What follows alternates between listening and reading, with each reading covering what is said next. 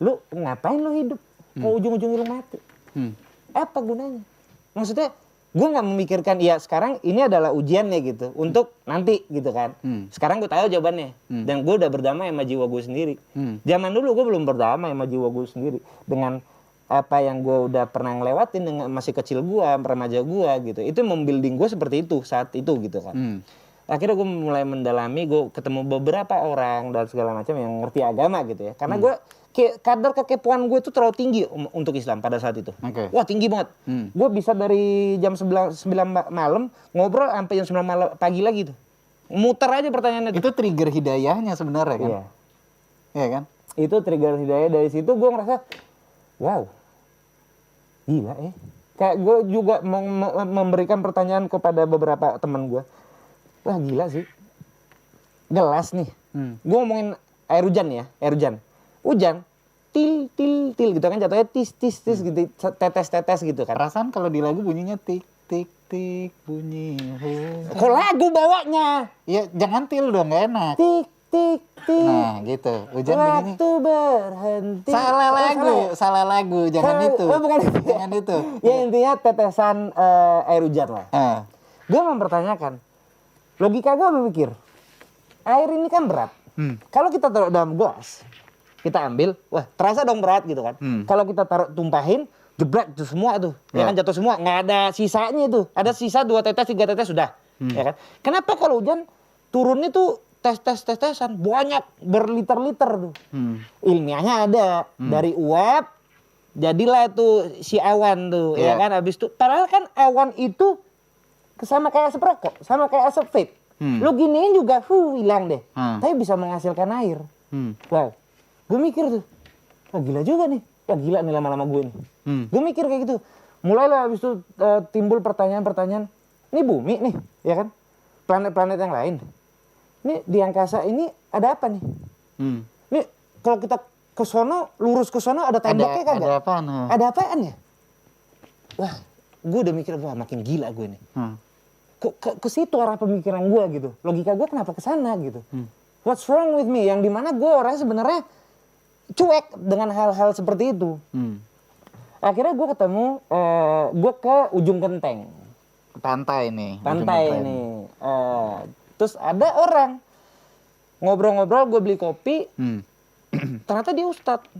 Aduh, gue lupa nama ustadznya. Ya pokoknya dia ustadz lah. Ngobrol-ngobrol dia nanya agama gue. Gue bilang, ya gue gak punya agama. Terus dia bilang, nggak boleh gitu. Ini arahannya aja. Adik ketemu saya, ini sudah diarahkan. Alah, sok tahu lo. Gue gitu nge-defense gue. Ya kan denial lu tinggi. Denial gue tinggi. Karena dari pengalaman gue nih ya kan. Terciptalah denial seperti itu. Terus dia bilang, gue nanya sama dia, what is the point of living if you're actually dead? Gue nggak tahu tujuan hidup gue apaan. Gue tahu-taunya udah senang. Sehari gue pagi gue bangun kopi, senang-senang seharian. Kalau ada kerjaan kerja, malam pulang tidur deh gitu. Itu doang tuh kalau seharian tuh. Terus dia bilang, sama nih kayak lu. Dia bilang, gue kasih contoh nih. Ini contoh yang bagus loh. Lu beli HP, ya dapat apa aja gitu ya? Ya dapat, gue bilang dapat kotaknya, dapat HP-nya, casan, headset, buku panduannya dan lain-lainnya, sama bil sama notanya itu gue bilang. Nah itu tuh, kalau misalkan lu udah hidupin HP-nya, terus ada yang lu nggak ngerti, lu apain? Ya buku panduannya gue baca. Ya sama kayak hidup lu lah gitu deh. Lu ada yang nggak ngerti dari hidup lu? Lu baca buku panduan lu. Apa? Agama lu apa? Itu buku panduan lu. Tergantung agama lu apaan. Masya Allah. Kena gue. Langsung tuh di situ. Kena gue. Nggak mualaf dulu gue. Kena gue. Wah gila sih. Oh iya benar juga. Wah kacau nih.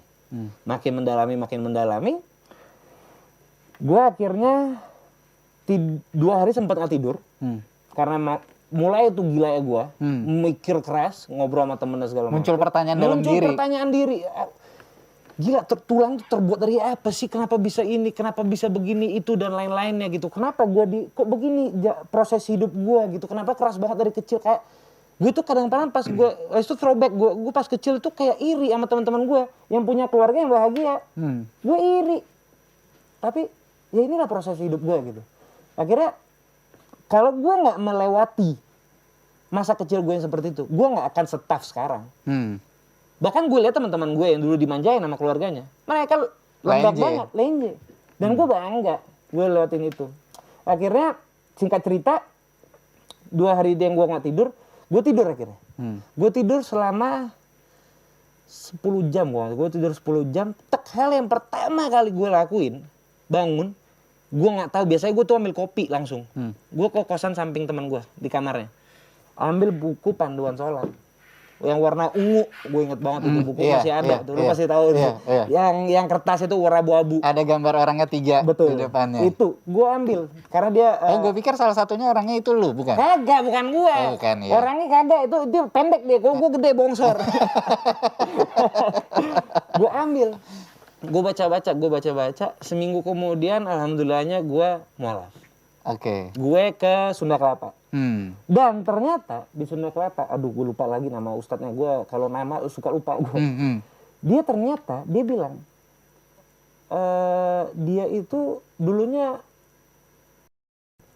tapi saking cintanya dia sama, dia berangkat ke Yaman untuk belajar agama. Daerah gue itu. Iya. Yaman. Iya. Madunya enak tuh. Enak. Ada kagak? Mahal tapi. Ya nggak apa-apa. Duit mah dapat. Gila. Iya, kalau duit mah endorse masuk terus, Bos. Influencer guys, endorse gitu. Gila. Aduh, astagfirullah. Terus dia berangkat. Dia berangkat tuh katanya. Akhirnya dia mendalami agama dan segala macam di sana. Terus dia menemukan. Saking cintanya dia bilang, gue menemukan jawaban yang gue mempertanyakan. Hal yang pertama dia lakuin setelah beberapa tahun dia di Yaman, dia balik ke Indonesia, dia langsung landing di Soekarno-Hatta ke Sunda Kelapa, langsung mualaf di situ dan menjadi ustadz. Dia bilang perjalanan kita sama, pertanyaan kamu sama kayak saya. Nah, yang gue pengen tanyain adalah ketika lo sudah memantaskan diri atau memutuskan menjadi seorang mualaf, apa yang lo rasa susah untuk dirubah dalam diri lo? Daripada gue ke arah sana, gue mundur nih, gue nggak mau nyentuh agama dan gue nggak membuat agama itu sebagai jokes. Talata Ithnan Wahid. Wassalamualaikum warahmatullahi wabarakatuh.